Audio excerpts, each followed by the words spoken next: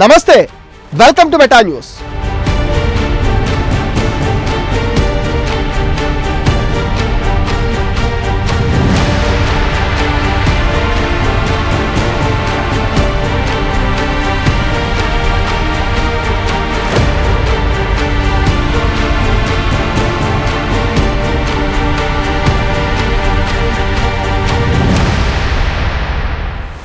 Kakinada seaport, Kakinada సెజ్జలలో majority వాటాలను Aurobindo pharma అనుబంధ కంపెనీకి బదలాయించేందుకు జరిగిన తతంగంలో మాజీ సీఎం జగన్ బాబాయ్ వైవి సుబ్బారెడ్డి తనయుడు వైవి విక్రాంత్ రెడ్డి కీలక పాత్ర పోషించిన సంగతి అందరికీ తెలిసిందే. వైసీపీ అధినేత జగన్మోహన్ రెడ్డి వరుసకు సోదరుడైన విక్రాంత్ రెడ్డి సీఎంగా ఉన్న అన్నను చూసుకుని అక్రమాలకు తెరతీసిన నేతగా ఏపీ ప్రజలకు చిరపరిచితులే. విశాఖ కేంద్రంగా మన్యంకొండలోని విలువైన ఖనిజాలను తరలించడంలో తనదైన శైలిలో చక్రం తిప్పిన ఈయన కాకినాడ సెజ్ షేర్ల బదలాయింపులో కీలకంగా మరింతగా బరితెగించిన వైరం ఇటీవలే వెలుగు చూసింది. అన్న చెప్పాడని అడ్డంగా వెళ్ళిపోయారు. తనది కాని కాకినాడ పోర్ట్ సెజ్ల కోసం కేవీ రావుని బెదిరించారు. ఇవ్వకపోతే చావేగతని మెడపైన గన్ను పెట్టి బెదిరించారు. అచ్చం మాఫియా సినిమాలలోగా పక్కా విలన్లా మారిపోయాడు విక్రాంత్ రెడ్డి.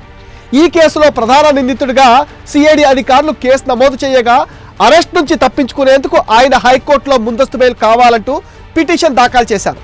దీనిపైన విచారణ జరుగుతున్న సమయంలోనే ఈ కేసులో బాధితుడిగా ఉన్న కర్నిటి వెంకటేశ్వరరావు ఎంట్రీ ఇచ్చారు.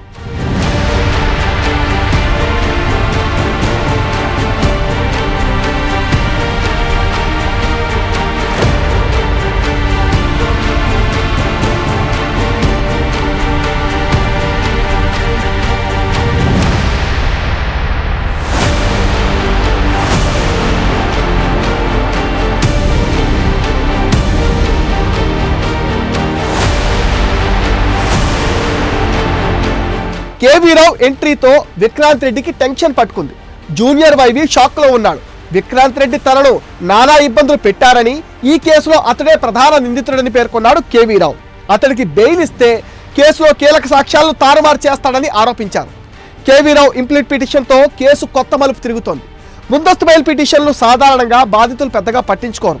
ఎందుకంటే అప్పటికే తామిచ్చిన ఫిర్యాదు మేరకు నిందితులపైన కేసులు నమోదయ్యాయన్న భావనతో వారు తాముగా కోర్టు మెట్లెక్కేందుకు సాహసించరు. అంతేకాకుండా కేసులో నిందితుడిగా ఉన్న వ్యక్తులు ముందస్తు బెయిల్ కోరే హక్కు కలిగి ఉంటారు కూడా. అయితే విక్రాంత్ రెడ్డి వ్యవహారంలో మాత్రం కేవీ రావు విక్రాంత్కు ముందస్తు బెయిల్ ఇవ్వద్దంటూ కోర్టును ఆశ్రయించడం ఆసక్తి రేకెత్తిస్తుంది. వైవి విక్రాంత్ రెడ్డి ముందస్తు బెయిల్ పిటిషన్లో తనను ఇంప్లీట్ చేసుకోవాలని కోర్టును కోరిన కేవీ రావు విక్రాంత్కు ముందస్తు బెయిల్ ఇచ్చే ముందు తన వాదనలు సైతం వినాలంటూ కోర్టును అభ్యర్థించారు. వెరసి విక్రాంత్కు కోర్టు ముందస్తు బెయిల్ ఇవ్వకుండా ఉండేలా కేవీ రావు చాలా పగడ్బందీగా అడుగులు వేస్తున్నారని చెప్పక తప్పదు. ఈ పరిణామాలన్నీ చూస్తుంటే విక్రాంత్కు ఈ కేసులో ముందస్తు బెయిల్ లభించే అవకాశాలు దాదాపు లేవనే చెప్పాలి. తాత్కాలిక ఉపశమనం కలిగించవచ్చు కానీ అంతిమంగా జైలు ఊసలు లెక్క పెట్టడం ఖాయంగా కనిపిస్తోంది.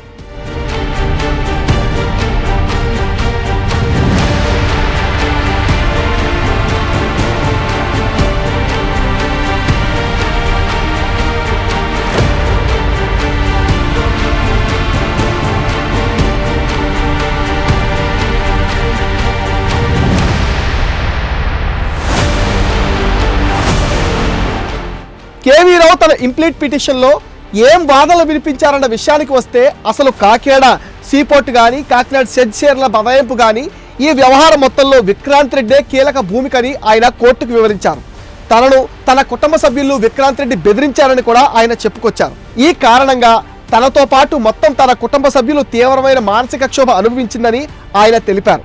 విక్రాంత్ బెదిరింపుల కారణంగా షేర్లను బదలాయించి తనతో పాటు తన కుటుంబ సభ్యులు ఆర్థికంగా తీవ్రంగా నష్టపోయామని ఆయన తెలిపారు.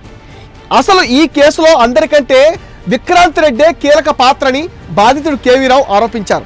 కేసులో ప్రధాన పాత్రధారిగా ఉన్న విక్రాంత్కు బెయిల్ ఇస్తే కేసు తీవ్ర ప్రభావానికి గురవుతుందని ఆవేదన వ్యక్తం చేశారు. అసలు విక్రాంత్కు బెయిల్ ఇవ్వాల్సిన అవసరం లేదని, ఒకవేళ విక్రాంత్కు బెయిల్ ఇవ్వాలనిపిస్తే ముందుగా తన వాదనలు వినాలని ఆయన కోర్టును కోరారు. ఈ కారణంగా తనను ఈ కేసులో ఇంప్లీట్ చేసుకోవాలని కేవీ రావు కోర్టును కోరారు. బాధితుడు కేవీ రావు పిటిషన్ను కోర్టు పరిగణలోకి తీసుకుంటే విక్రాంత్కు బెయిల్ దొరకడం కష్టమేనని చెప్పక తప్పదు. విక్రాంత్ ముందస్తు బెయిల్ పిటిషన్పై విచారణ ఈ నెల 31కి వాయిదా వేసింది కోర్టు. దీనిపైన కౌంటర్ దాఖలు చేయాలని సిఐడికి ఏపీ హైకోర్టు ఆదేశాలు ఇచ్చింది. విక్రాంత్ రెడ్డిపై తొందరపాటు చర్యలు తీసుకోవద్దని ఇచ్చిన మధ్యంతర ఉత్తర్వులను ఈ నెల 31 వరకు పొడిగించింది హైకోర్టు. న్యూ ఇయర్లో విక్రాంత్ రెడ్డి అరెస్ట్ కావడం దాదాపు ఖాయమైందని అంటున్నారు. తన అన్న జగన్తో పోలిస్తే నేర చరిత్ర తక్కువే గాని విక్రాంత్ రెడ్డికి చిన్న వయసులోనే జైల్లో చెప్పకూడదు తినాల్సిందే అంటున్నారు.